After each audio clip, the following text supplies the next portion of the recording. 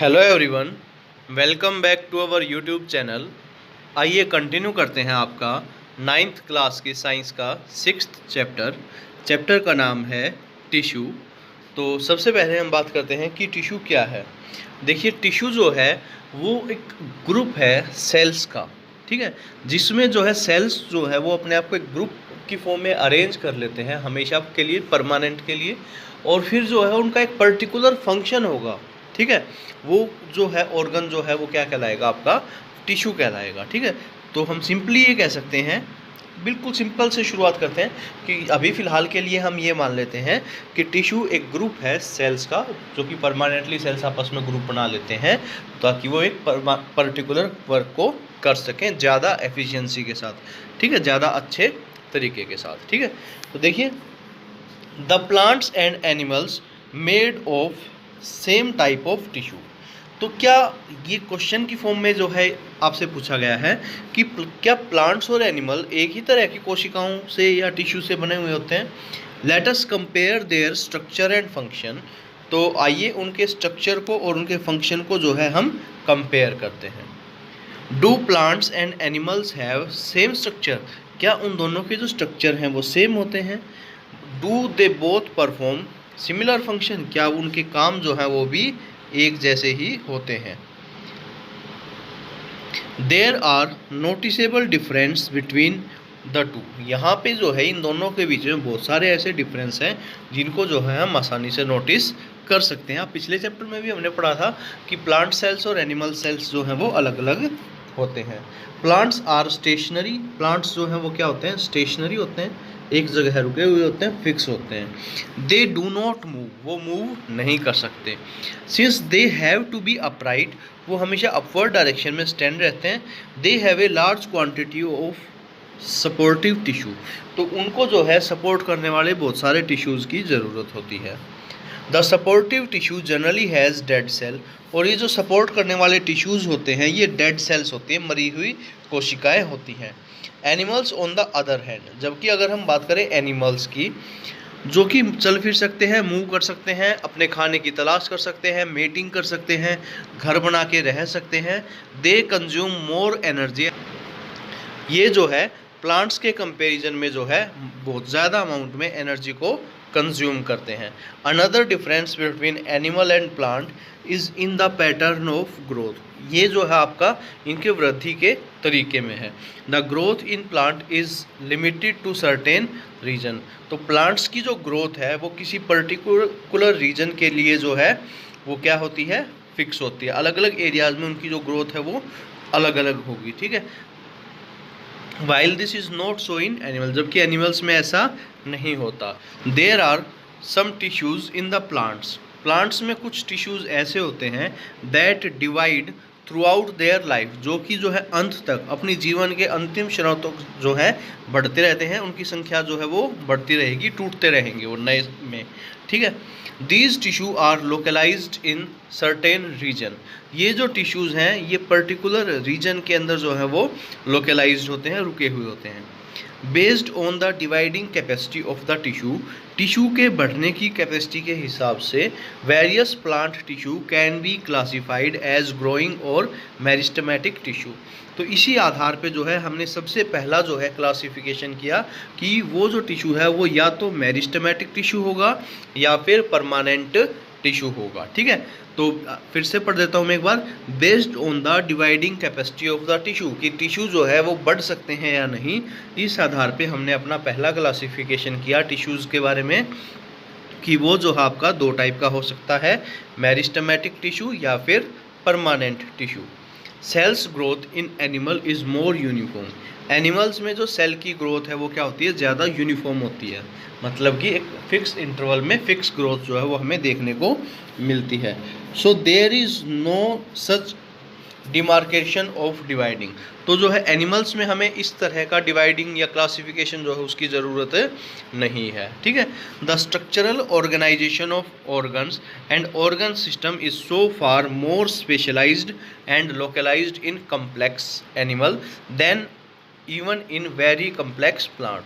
तो स्ट्रक्चर्स की जो ऑर्गेनाइजेशन है, ऑर्गन्स की अलग अलग अंगों की संरचनात्मक ता जो है वो प्लांट्स में और एनिमल्स में जो है वो बहुत अलग अलग तरीके से होती है। ठीक है, this fundamental difference reflect the different modes of life pursued by these two major group of organism. ये जो है बिल्कुल बेसिक आधारभूत डिफरेंस है जो कि हमें ये दर्शाता है कि अलग अलग तरह के जीवों में जो जीवन का तरीका जो है वो क्या होगा, विभिन्न होगा। ठीक है, particularly in their different feeding method, और ख़ास तौर पे उनके जो भोजन करने का जो तरीका है वो।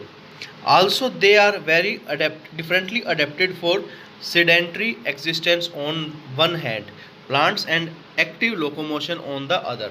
एक तरफ तो जो है एक जगह पे रह के ही जो है अपनी सारी प्रोसेसेस को करते हैं, जबकि दूसरी तरफ जो है एनिमल्स जो है वो क्या करते हैं, locomotion.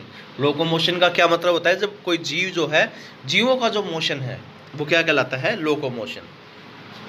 Contributing to different in their organ system, जिसकी वजह से इनको अलग अलग ऑर्गन के सिस्टम्स की ज़रूरत पड़ी, अलग अलग शरीर के अंगों की, विभिन्न अंगों की ज़रूरत पड़ी। It is with reference to these complex animal and plant bodies that we will look to talk about the concept of tissue in some detail। तो आगे जो है हम इनके बारे में थोड़ा डिटेल में पढ़ेंगे। तो सबसे पहले हम बात करते हैं प्लांट टिश्यू की।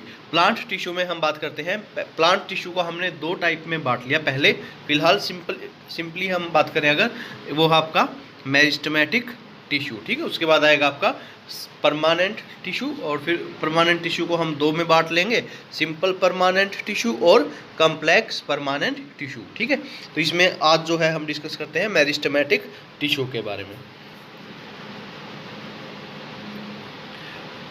एक एक्टिविटी के मीडियम से देखते हैं। Take 2 glass jar and fill them with water. Glass के अंदर आप 2 ग्लास के जार ले लीजिए और उनको जो है आप फिल कर लीजिए वाटर के साथ। Now take 2 onion bulb and place 1 in each jar as shown in figure. और फिर जो है आप दोनों जार के अंदर जो है उन दोनों को उल्टा करके रख लेंगे, प्याज को। ठीक है, observe the growth of root in both the bulb for a few days. और दोनों जो जार है उनके अंदर जो है प्याज की जो ग्रोथ है उसको नोटिस करें। ठीक है, measure the length of root on day 1, day 2, day 3। On day 4 cut the root tips. अलग अलग दिनों में आप क्या करेंगे, डेली उनकी जो रेशियो बढ़े हुए होते हैं उनकी लंबाई नोट करेंगे। एक दिन आप, चौथे दिन आप क्या करेंगे, एक प्याज जो उसकी जड़ें जो है वो आप क्या कर देंगे, काट देंगे, और फिर जो है दोबारा से उनकी जो लंबाई है उसको नोट करेंगे। Observe the growth of root in both the jars and measure their length each day for 5 more day and record the observation. और फिर उसको दोबारा से ऑब्जर्व करें। अब इस एक्टिविटी को देख के कुछ क्वेश्चंस जो हैं वो यहाँ पे आते हैं। Which of the following two onion has longer roots. इनमें से कौन सी रूट, प्याज की जो रूट्स हैं वो ज़्यादा लंबी होंगी। दूसरा, do the roots continue growing even after the removed their tips. क्या रूट्स जो है अभी भी बढ़ेंगी जब हमने उसके ऊपर के जो सिरे थे, जो रूट्स की जो टिप है वो हमने काट दी थी, उसके बाद भी जो प्याज है उसके रूट्स बढ़ेंगे या नहीं बढ़ेंगे। तीसरा, why would the tip stop growing in jar 2 after we cut them.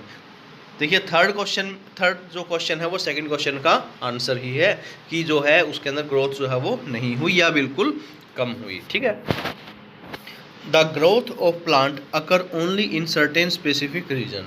देखिए प्लांट की जो ग्रोथ है वो किसी पर्टिकुलर रीजन में ही होती है। This is because the dividing tissue. ऐसा क्यों होता है, क्योंकि डिवाइडिंग टिश्यूज़ की वजह से।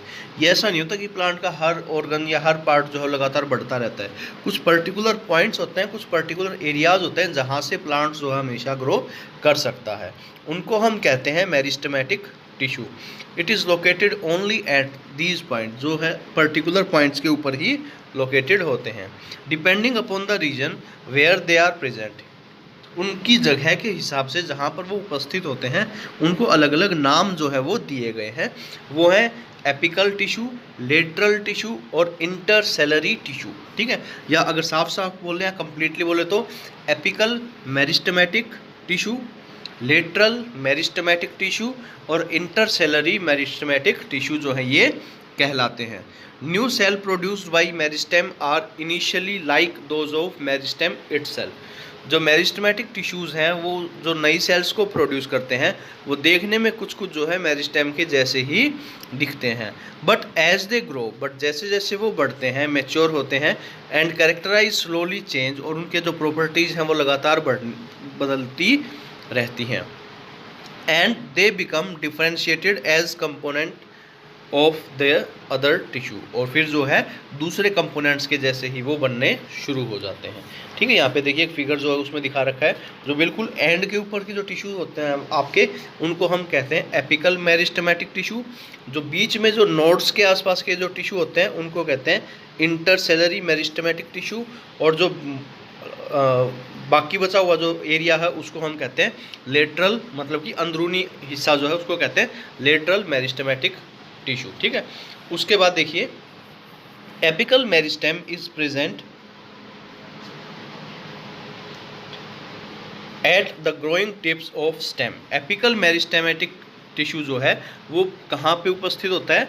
टिप्स के ऊपर, ग्रोइंग टिप्स, वो एरिया जहाँ से वो बढ़ते हैं, ऑफ स्टेम एंड रूट, जड़ और तने का हिस्सा। ठीक है, and increase the length of stem and the root, इसकी वजह से तने की लंबाई और जो जड़ है उसकी लंबाई बढ़ती है। The girth of the stem और root increase due to lateral meristematic, और जो जड़ है उसकी मोटाई और जो तना है उसकी मोटाई जो है वो बढ़ती है, किसकी वजह से? लेटरल मेरिस्टेमेटिक टिश्यू की वजह से। जबकि इंटरसेलरी मेरिस्टेम सीन जो है वो देखा जाता है नियर द नोड, जो गांठें होती हैं किसी पौधों के अंदर उनके आसपास। Cell of meristematic tissue are very active, जो मेरिस्टेमेटिक टिश्यूज़ की जो सेल्स हैं वो बहुत ज़्यादा एक्टिव होती हैं। They have A dense cytoplasm, उनके पास बहुत ज़्यादा डेंस, मतलब कि बहुत थोड़ी सी जगह में बहुत ज़्यादा साइटोप्लाज्म होता है। थिन सेलुलोज, सेलुलोज की पतली परत होती है, वाल होती है, एंड प्रोमिनेंट न्यूक्लियाई, और एक पर्टिकुलरली का मतलब एक खास तरीके से व्यवस्थित न्यूक्लियाई होगा। दे लैक वैक्यूल्स, इनके अंदर वैक्यूल्स नहीं होंगे, कम होंगे। वैक्यूल्स का मतलब खाली जगह, जो पिछले चैप्टर में भी हमने इनके बारे में पढ़ा था। ठीक है, तो ये जो है आपका टिश्यूज़ के बारे में है। तो आगे जो है अगली वीडियो में हम डिस्कस करेंगे परमानेंट टिश्यू के बारे में। ठीक है, इस जो अब तक हमने पढ़ा उसको मेरिस्टेमेटिक टिश्यू कहते हैं। आई होप कि आपको समझ में आया। कोई डाउट रहे तो आप कमेंट बॉक्स में कमेंट करके पूछ सकते हैं। Thank you.